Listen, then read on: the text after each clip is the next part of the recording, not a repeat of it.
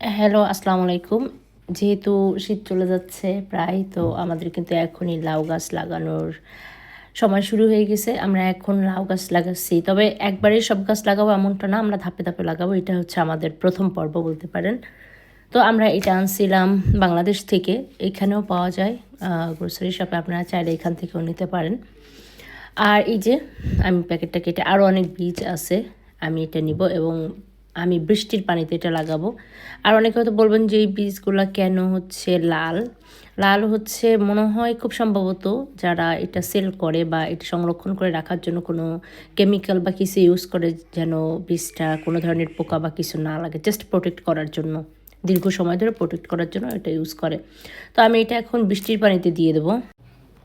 তো এই যে বীজ দিয়ে দিলাম, দেওয়ার পরে আমি এটা বৃষ্টির পানিতে দিছি, কারণ বৃষ্টির পানিতে দিলে এটা একটু ভালো ফলন হওয়ার সম্ভাবনা আছে।